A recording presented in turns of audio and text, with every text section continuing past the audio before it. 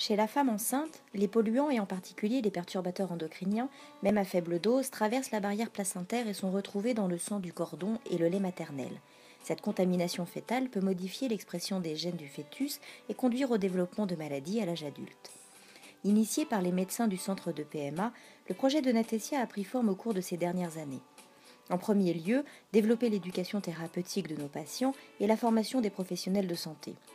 En effet, depuis 2012, un colloque annuel sur l'impact de l'environnement sur la santé de la femme et l'enfant réunit chaque année au mois d'avril plus de 150 professionnels. Une formation en santé environnementale a été réalisée par une équipe de soignants de Natessia, médecins, sages-femmes, infirmières puéricultrices, et qui à son tour formera le reste du personnel de l'établissement. Des recommandations dès la préconception sont délivrées par les médecins du centre de PMA. Enfin, des ateliers nesting à destination des patientes de maternité auront pour objectif de les sensibiliser et leur donner les clés pour reconnaître et éviter l'exposition aux substances délétères pour leur santé et celle de leurs enfants.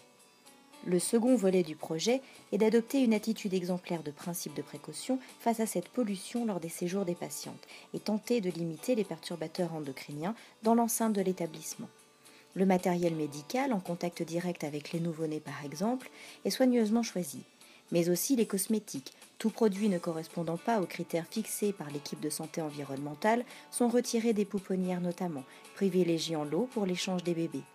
Le bio-nettoyage a aussi fait l'objet d'une surveillance spécifique dans les zones sensibles. Les produits écolabels sont privilégiés. Les peintures choisies pour rénover le bâtiment sont des peintures végétales. Quant aux produits de consommation courante, ils sont également passés au crible. L'eau du robinet, les gobelets de machine à café ou fontaine à eau. Enfin, une étude est en cours pour proposer aux patients de maternité des fruits et légumes issus de l'agriculture biologique. Il est temps pour nous, professionnels de santé, de se réapproprier le sujet des perturbateurs endocriniens. C'est un sujet médical qui nous concerne, et les établissements de soins sont le meilleur endroit pour délivrer la bonne information.